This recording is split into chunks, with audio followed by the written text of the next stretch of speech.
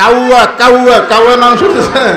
হ্যাঁ হ্যাঁ, হামান হচ্ছে কাউয়া, আর ফেরাউনকে রব্বানা আতিনা ফিদ দুনিয়া হাসিনা। কথাটা বুঝলেন? আর হামানও নাই আর ফেরাউনও নাই, বাংলাদেশে মুসা চলবে। জোরে বলেন কথা ঠিক কিনা? এই 90% মুসলমানের দেশে আর কোন কালফিট আর কোন স্বৈরাচার যেন আসতে না পারে, এ ব্যাপারে আমাদের সজাগ থাকার দরকার আছে না নাই?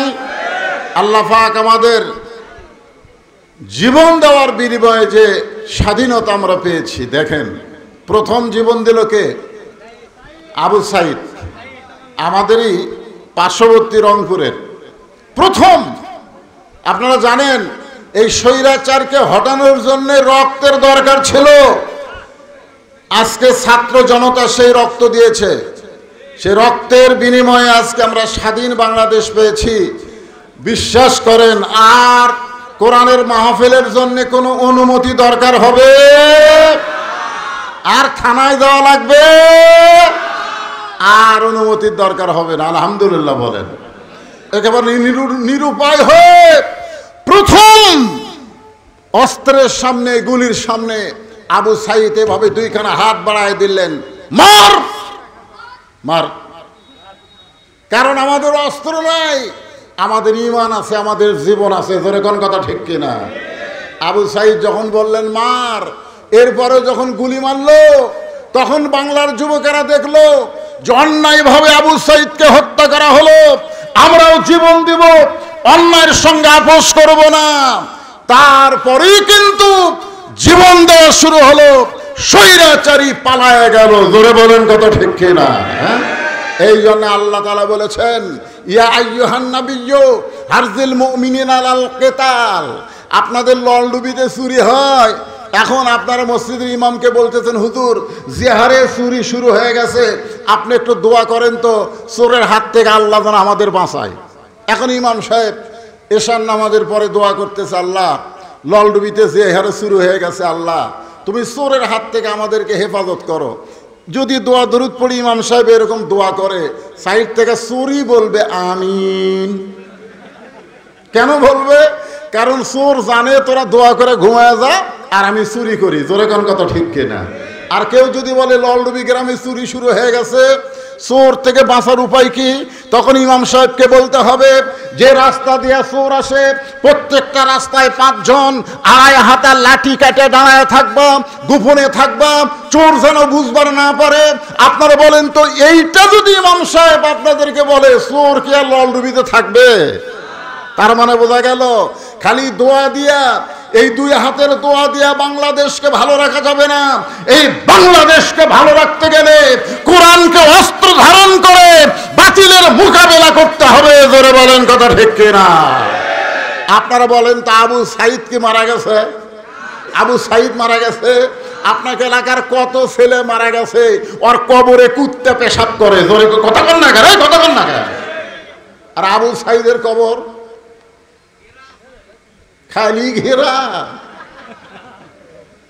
প্রধান উপদেষ্টা পর্যন্ত কবর জিয়ারত করেছে, জামাতের আমির পর্যন্ত কবর জিয়ারত করেছে, বিএনপির মহাসচিব পর্যন্ত কবর জিয়ারত করতেছে। ওই এলাকা দিয়ে যেই কোনো আলেম যায়, আবু সাইদের কবর জিয়ারত করে তারপরে যায়। ধরে কোন কথা ঠিক কিনা? তার মানে বোঝা গেল আবু সাইদ মরে নাই।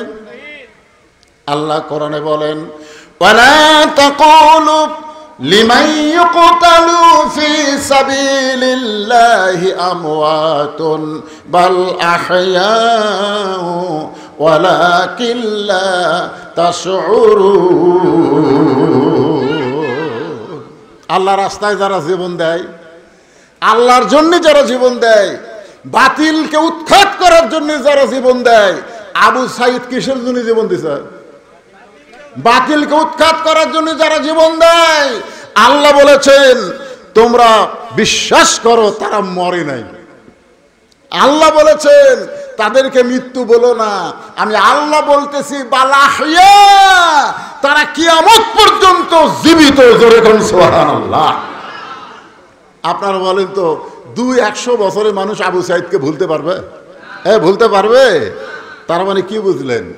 লিয়াবলুয়াকুম আইয়ুকুম আহসানু আমালা, তোমাদেরকে সুন্দর আমলের পরীক্ষা করা হবে।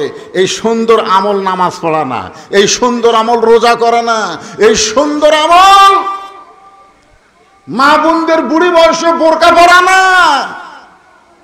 এই সুন্দর আমল মরে গেলে মায়েদেরকে 5 কাপড়ে কবর দেওয়া না। এই সুন্দর আমলটা একটু মনোযোগ দিয়ে শোনেন। যে আমলের পরীক্ষা আল্লাহ করবেন আমাদেরকে, এটা একটু শোনার দরকার আছে না নাই? হ্যাঁ, তা এখন কোরআনের আয়াত নাজিল হলো, ইয়া আইয়ুহান নাবিয়্যু হারজিল মুমিনিনা আলাল কিতাল। ওগো নবী, জামাতবদ্ধভাবে খালি নামাজ পড়লে হবে না, রোজা করলে হবে না। ওই মক্কার কাফেরেরা বসে নাই। আপনি হিজরত করে মদিনায় আসার পর থেকেই ওরা চিন্তায় পড়ে গেছে, কেন আমরা তাকে হত্যা করার জন্য বাড়ি ঘেরাও করলাম, সে আমাদের চোখ ফাঁকি দিয়ে কোথায় গেল রে? আবু সুফিয়ান বলতেছে মদিনায় গেছে, কোথায় আবার যাবে? আবু জেহেল বলতেছে মদিনায় যে করে কি রে? আপনারা বলেন তো, নবী হিজরত করে মদিনায় এসেছে, এখানে আবু জেহেলের কি দরকার? তোর এলাকা ছাড়া দিয়েছে, যা তুই থাক, তোর এলাকাতে আমি থাকতেছি না, আমি থাকলেই তোর গলাত বাজে, আমি চলে গেলাম। তো নবী মদিনাত আসার পরেও আবার আবু জেহেলের গলাত কাটা, ব্যাপার কি? আপনারা বলেন তো, কারণ আছে না নাই? কি কারণ কোন? টুপিওয়ালারা কি করে? এই টুপিওয়ালারা কি করে? দাড়িওয়ালারা কি করে? আজকে চাঁদাবাজ মাস্তানদেরকে তোমরা বাহিরে ঘুরতে দাও, আর বাংলাদেশের হক্কানি আলেমদেরকে তোমরা ধরে জেলখানাও। ধরে কোন কথা ঠিক কি না? 50 বছর যে কোরআনের হক তাফসীর করছে, মিথ্যা ইন্ডিয়া তাকে 13 বছর জেলখানায় রাখছো। আমরা প্রত্যেকটা মাহফিলে দোয়া করি, আল্লামা সাইদি হুজুরকে আল্লাহ তুমি হেফাজত করো। এজন্য আল্লাহ পাক তার হায়াত বাড়াইয়া দিচ্ছে জেলখানায়। দিন দিন হুজুর সুন্দর হচ্ছে। এই শালা বাতিল ভারতে গেল, ভারত কি যেন বলল, আসার পরই হুজুরকে জেলখানা থেকে বের করে হাসপাতালে নিয়ে গেল, আর হাসপাতালে নিয়ে গিয়ে ইনজেকশন দিয়ে তাকে হত্যা করলো। জোরে কোন কথা ঠিক না? কি করে এই টুপিওয়ালারা? তোমাদের কি করে? তোমরা মক্কা নিয়ে থাকবা, থাকো। মক্কা থেকে টুপিওয়ালা মদিনায় এসে তোমাদের আবার বাজে কেন? কি জন্য বাজে? আল্লাহ বললেন ওরা কিন্তু তৈরি হচ্ছে, যে কোনো সময় মদিনা আক্রমণ করবে। আর মদিনা আক্রমণ করলে আপনি দোয়া দিয়া দরুদ দিয়ে আপনি মদিনা রক্ষা করতে পারবেন না। নবীকে বলতেছে আল্লাহ, দোয়া দিয়া দরুদ দিয়ে হবি? কথা কোন হবে? দোয়া দিয়া দরুদ দিয়ে আমরা বহু দোয়া করছি, আল্লামা সাইদের জন্য, বহু দোয়া করেছি বাংলাদেশের মানুষের জন্য। দোয়া দিয়ে কাম হয় নাই, প্রায় 1400 ছাত্র জনতা জীবন দেওয়াতে কাম হয়েছে। ধরে কোন কথা ঠিক কিনা? আল্লাহ বললেন হুজুর, দোয়া দিয়া দরুদ দিয়া নামাজ দিয়া আপনি মদিনা রক্ষা করতে পারবেন না, বরং কাফের বেঈমানদের বিরুদ্ধে অস্ত্র ধরা লাগবে। এই আয়াত যখন নবী সাহাবীদের সামনে বললেন, এমন সময় এক টুপিওয়ালা, জোরে কোন কি আলা? আমার দিকে খেয়াল করেন, টুপিওয়ালা, দাড়িওয়ালা, জুব্বাওয়ালা এক সাহাবী নবীর কাছে এসে বলতেছি, ইয়া রাসূলুল্লাহ, এইটা না গন্ডগোলের আয়াত। আপনারা বলেন আয়াত নাযিল করছে কে? আর এই শালা কি কয়? গন্ডগোলের আয়াত। দেখছেন, আজও বাংলাদেশে অনেক টুপিওয়ালা, জুব্বাওয়ালা, টোপলাওয়ালারা আছে যারা ইসলামী আন্দোলনকে গন্ডগোল বলে। জোরে কোন কথা ঠিক কি না? আমাকে একজন বলে, হুজুর মসজিদে ঘুম পাড়া কি? আরে পাগলা, মসজিদে ঘুম পাড়া? সমস্ত লোক জোহরের নামাজ পড়ে বাড়ির দেশে, ওরা 3 জন 4 ফ্যান দিয়ে গল্প করতেছে, 1-1 ঘন্টা হয়ে যায়, গল্প ছাড়ে না। 2 কান্দে 2 ফেরেশতা বলতেছে, আল্লাহ সবাই নামাজ পড়ে বাড়িতে গেল, এরা 3 জন 4 ফ্যান দিয়ে গল্প করতেছে, এরকে রেজাল্ট কি? আল্লাহ বলতেছে, ওরা গল্প করতে গিয়ে মাথার উপর যে ফ্যান ঘুরিছে, এই ফ্যানের যে কারেন্টের বিল হচ্ছে, এই বিল যদি এই 3 শয়তান না দেয়, এরা জান্নাত পাবি না। কারণ মসজিদ তোর বাপের ঘর না, ইচ্ছা মতো গল্প মারবে। জোরে গল্প কথা কন না কেন? টোপলা টাপলি নিয়ে ঘুরবে আর ইসলামী আন্দোলনের বিরুদ্ধে ফতোয়া মারবা। তোমাদের চাইতো বড় হুজুর নাম হলো উবাই ইবনে সালুল, যে আল্লাহ নবীর পিছনে নামাজ পড়তো, আবু বকর রাদিয়াল্লাহর কাতারের সঙ্গে কাতার মিলাই নামাজ পড়তো, সে নবীর কাছে এসে বলতে যে হুজুর এটা না গন্ডগোলের আয়াত। সঙ্গে সঙ্গে আল্লাহ নবী কয়, আল্লাহ তুমি আয়াত নাজিল করলে, এই শালা কয় কি? সঙ্গে সঙ্গে আল্লাহ তাআলা আবার আয়াত নাজিল করলেন, ওয়ামিনান নাসি মান ইয়াকুলু আমান্না বিল্লাহি ওয়া বিল ইয়াউমিল আখিরি ওয়া মা হুম বিমুমিনিন। মাথায় টুপি থাকবে, মুখে দাড়ি থাকবে, নামাজ পড়বে, রোজা করবে, কিন্তু বাতিলের বিরুদ্ধে লড়াই করবে না, এরা হলো মুমিন না। মুসলমান তো দূরের কথা, এরা মুমিনই না। জোরে করে এরা কি না? মুমিনই না। লিয়াবলুয়াকুম আইয়ুকুম আহসানু আমালা। সুন্দর আমল কি জানেন? আচ্ছা আপনারা বলেন তো, আপনাদের এলাকায় ডিশের লাইন আছে না নাই? আছে? আচ্ছা যাদের বাড়িতে ডিশের লাইন আছে তাদের বাড়িতে কি স্টার জলসা জি বাংলা আছে? সুন্দর আমল হচ্ছে কি জানেন? যেই ভারত আমাদের 400 বছরের পুরাতন বাবরি মসজিদ ভাঙ্গে, কত বছর? 400 বছরের পুরাতন বাবরি মসজিদ ভাঙ্গা ওই জায়গায় রাম মন্দির বানালো। আপনারা বলেন তো, ভারতে কি রাম মন্দির বানানোর জায়গা নাই? ফাঁকা জায়গা আছে না নাই? তো ফাঁকা জায়গায় রাম মন্দির না বানায় মসজিদ ভাঙ্গা ওই জায়গায় রাম মন্দির বানালো। সেই ভারতের স্টার জলসা জি বাংলা যে ঘরে চলবে, এই ঘরের মানুষেরা কোনোদিন ভালো আমল করতে পারবে না। জোরে কোন কথা ঠিক কিনা? ভালো আমল, আইয়ুকুম আহসানু আমালা। যদি সুন্দর আমল করতে চান তাহলে আপনার বউকে বুঝান, মান তাশাব্বা বিকাউমিন ফাহুয়া মিনহুম। যে জাতকে যে অনুসরণ করবে ওই জাতের সঙ্গেই তার হাসর হবে। মুসলমানের ঘরে ভারতের কোনো চ্যানেল চলবে। আজকে ভারতের এক নেতা কি ভাষণ দিতে জানেন? বাংলাদেশকে ভাঙ্গা নাকি টুকরা টুকরা করবে। ভারত বলতেছে শেখ মুজিবুর রহমান আর তার মেয়ে হাসিনা হলো আমাদের কলজা, আর সেই কলজাকে বাংলাদেশ থেকে পলে আসা লাগছে ভারতে। এই বাংলাদেশ ভাঙ্গা আমরা টুকরা টুকরা করব। যেই ভারত আমাদের বাংলাদেশকে টুকরা টুকরা করতে চায়, আমরা বলে দিতে যাচ্ছি ভারতই ভাঙ্গা টুকরা টুকরা হয়ে যাবে। জোরে করে কথা ঠিক না?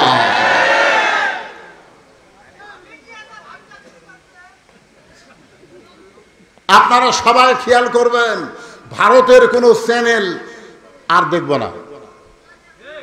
কথা কয় না? বউ যদি দেখে, আমার মায়েরা বোনেরা পর্দার অন্তরালে যারা বসে আছেন, মা আপনাদেরকে ফাতেমার মতন চরিত্র গ্রহণ করা লাগবে। আল্লাহ রাসূল বলেছেন, মেয়েরা যদি নামাজ কম পড়ে তেমন সমস্যা হবে না, রোজা যদি কমও করে তেমন সমস্যা হবে না, স্বামীর খেদমত যদি একটু কম করে তারপরেও মেয়েদের সমস্যা হবে না। কিন্তু মেয়েরা যদি পর্দা না মানে, ওই মেয়েদেরকে জাহান্নামের আগুনে জ্বলতে হবে। এখন আপনারা বলেন, স্টার জলসা দেখবার যায় ওই নাটকের মধ্যে পরপুরুষ আছে না নাই? আছে না নাই? তাহলে আপনার বউ ওই নাটক দেখবার যায়, পরপুরুষ দেখতেছে। আমি মা বোনদের জন্য বলি, মা ফাতেমা কিন্তু হজ করে নাই, তারপরও জান্নাতি নারীদের নেত্রী হয়েছে। এই নেত্রী হওয়ার পেছনে কারণ হলো ফাতেমা ছিল পর্দানিশী। আমার মায়েরা হয়তো চিন্তা করবে, হুজুর আমাদের কি কোনো আমল নাই? লিয়াবলুয়াকুম আইয়ুকুম আহসানু আমালা।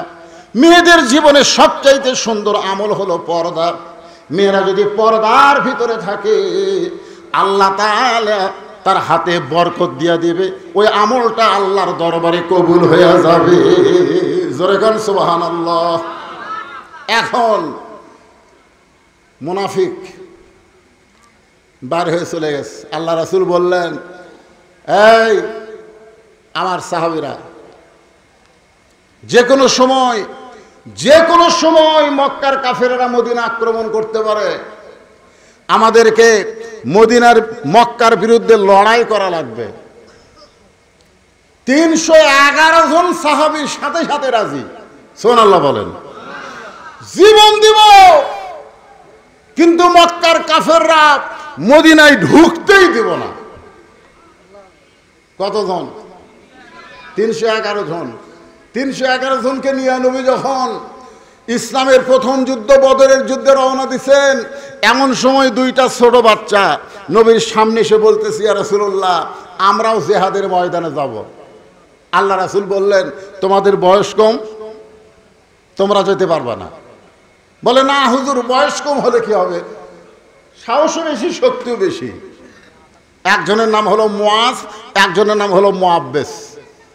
আল্লাহ রাসূল বললেন, বেলাল, তোমার কাছে তো মাপের কাঠি আছে, দেখে কাঠিটা নিয়ে আসো তো।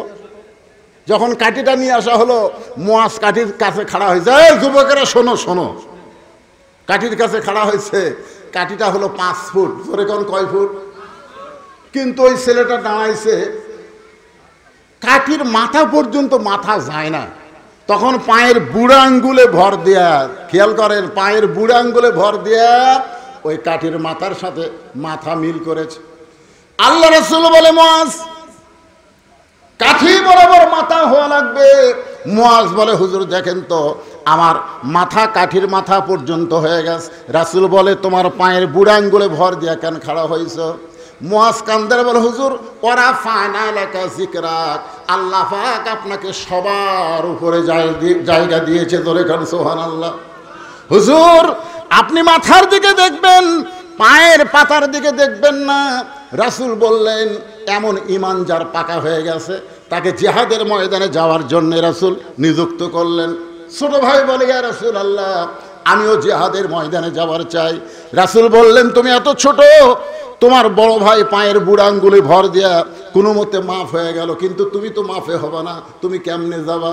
বলে, হুজুর আপনি জানেন না, আমার বড় ভাই লম্বায় বড় হয়েছে, কিন্তু গায়ের শরীর খুবই শক্তি কম। আমরা দুই ভাই কুস্তি লাগলে আমার এই ভাই পারবে না। মুআজ চোখের পানি নিয়ে বলে, মুআব্বিস রে, তুই তো কুস্তিতে কোনোদিন আমার সঙ্গে পারবি না।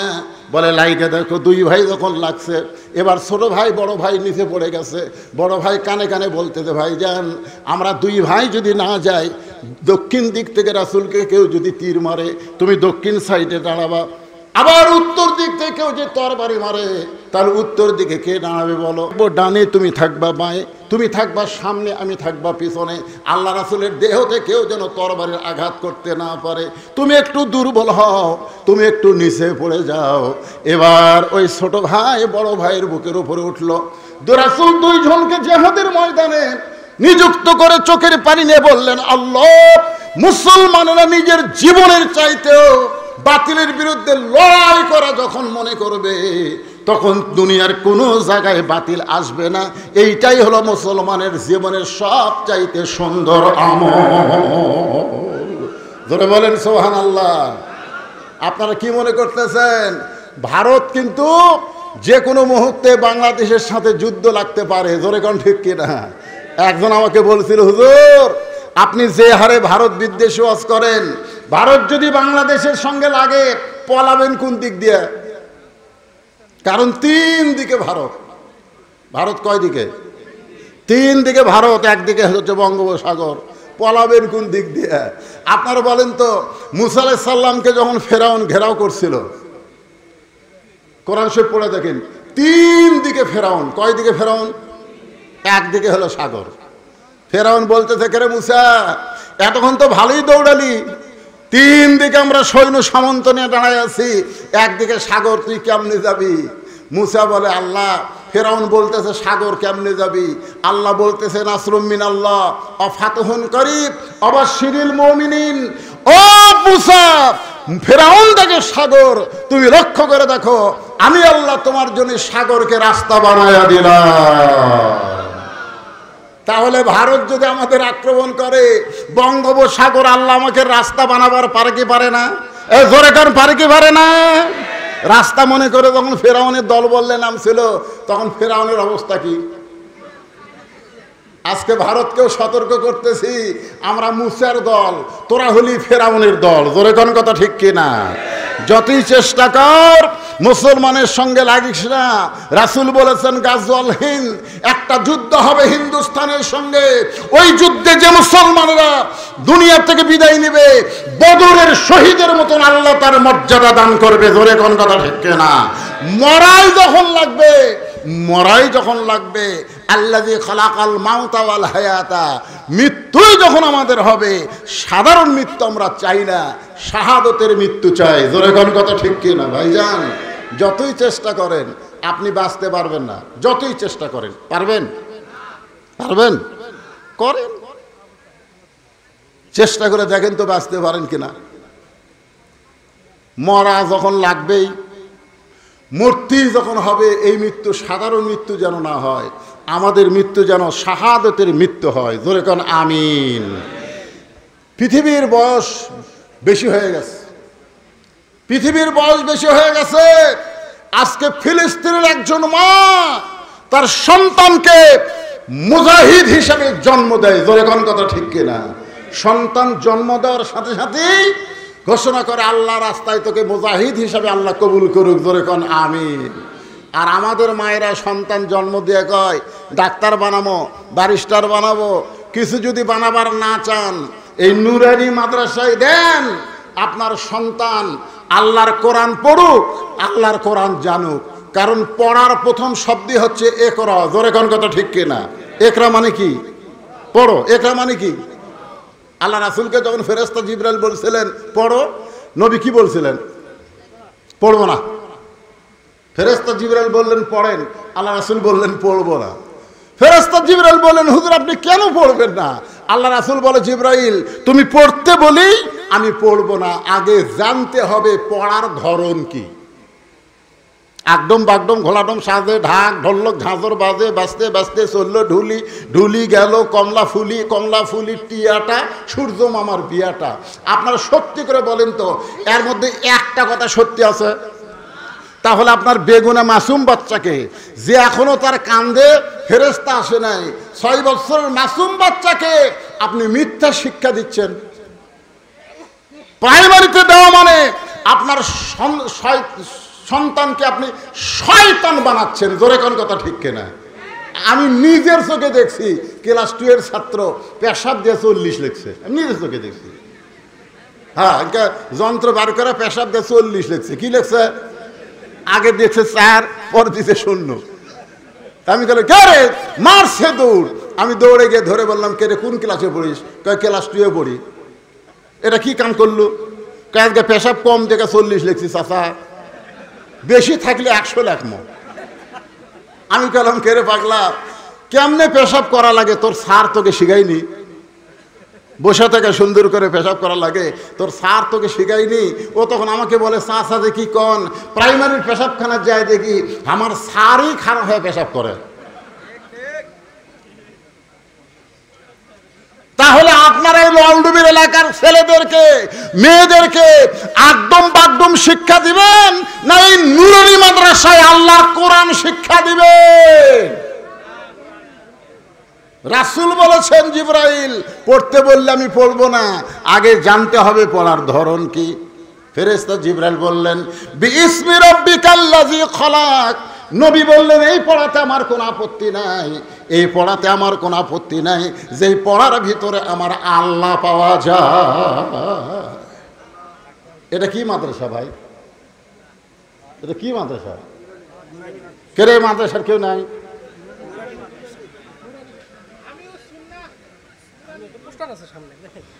আচ্ছা এটা কি? আচ্ছা, তো নুরানি মাদ্রাসা, আমিও সুন্নাহ নুরানি মাদ্রাসা। তা আপনারা কি সব এ এলাকার ছেলে, এ এলাকার লোক না বেড়ার লোক? সব বাইরের? এই এলাকার কারা কারা আছেন হাত তোলেন তো দিকে। আরে হাত নামান। আজকে যদি বৃষ্টি না হতো আপনারা বসার চান্সই পাতেন না, সব বাইরের লোকেরা এসে বসতো। জোরে কোন কথা ঠিক কিনা? বৃষ্টি হয়ে ভালোই আছে, এলাকার লোকজন পাওয়া গেছে।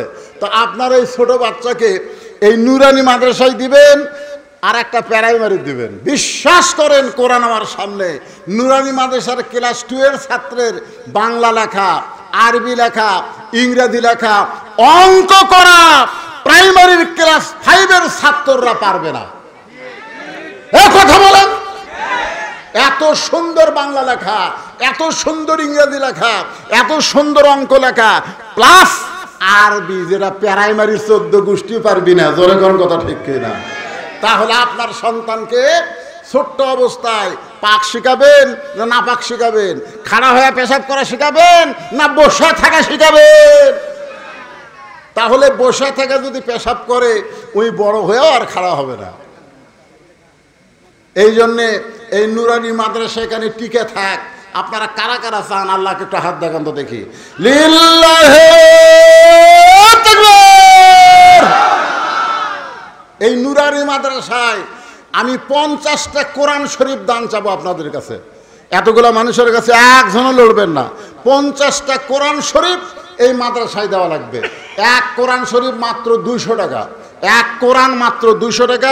আপনি 200 টাকা দিবেন, আপনার বাপ মার কবর একটা কোরআন দান করার সওয়াব আল্লাহ দিয়ে দিবে। কোন আল্লাহর পাগল পারে সর্বপ্রথম এই নুরানি মাদ্রাসায় কোরআন বাবদ 200 টাকা দিবেন? ভাই, কোন আল্লাহর পাগল পারেন? আসেন, উঠে আসেন। বাপ মা কবরে গেছে, বাপ মা রুহে মাগফিরাতে, বাপের জন্য মায়ের জন্য মাত্র 200 টাকা। 50 জন আল্লাহর বান্দা চাইছি। এতগুলো মানুষ যারা দাঁড়িয়ে আছেন পিছনে, আপনাদেরকে বলতেছি মাশাআল্লাহ। আল্লাহ সর্বপ্রথম তোমার এক যুবক বান্দা কোরআনের জন্য 200 টাকা দান করছে, আল্লাহ দানকে কবুল কর। আরেকজন 200 টাকা দান করছে, আল্লাহ কবুল করেন। আরেকজন 200 টাকা দান করছে, আল্লাহ কবুল করেন। আর আপনাদের কাছে ব্যাগ যাবে, ব্যাগ 10 টাকা 20 টাকা যে যা পারবেন এই নুরানি মাদ্রাসায় দান করবেন। ভাই, হাজার হাজার মানুষ হওয়ার কথা ছিল, অল্প মানুষ, তারপরও গল্প যা হয়েছে আলহামদুলিল্লাহ। দেন, আল্লাহর 50টা চাইছি। আল্লাহর মেয়েরা তোমরা পর্দার মধ্যে থাকো, তোমরা পর্দার বাহির হয় না। পর্দার ভিতরে যদি থাকো মা, তাহলে ফাতেমার সঙ্গে আল্লাহ তোমাদেরকে জান্নাত দিয়া দিবে। আল্লাহ তাআলা আজকের এই মাহফিলকে কবুল করুক। জোরে কোন আমিন। ভাঙ্গা ভাঙ্গা মাহফিলে কথা আসে না, তারপরেও যা পর্যন্ত বললাম আল্লাহ তাআলা বক্তা শ্রোতা সবাইকে কবুল করেন। যারা এখনো দান করেন নাই দান করতে পারেন, অসুবিধা নাই। এই সব উঠে যাচ্ছেন কেন? দোয়া হবে তো, আজকের দোয়া আল্লাহ কবুল করবে। আজকের দোয়া আল্লাহ কবুল করবে। এরকম ভিজা অবস্থায় কোরআনের মাহফিলে বসে আছিলেন, কি মনে করেন আপনাকে পাছা ভিজে গেছে? ওই পাছাওয়ালা মানুষের জন্য, ভিজাওয়ালা মানুষের জন্য আল্লাহ জাহান্নামের আগুন হারাম করে দিবে। জোরে বলেন আল্লাহুম্মা আমিন। আস্তাগফিরুল্লাহ আস্তাগফিরুল্লাহ আল্লাযী লা ইলাহা ইল্লা হুয়াল হাইয়ুল কাইয়্যুম ওয়া আতুবু ইলাইহি। আল্লাহুম্মা আমিন। আল্লাহুম্মা আনতাস সালাম ওয়া মিনকাস সালাম তাবারাকতা ইয়া যাল জালালি ওয়াল ইকরাম।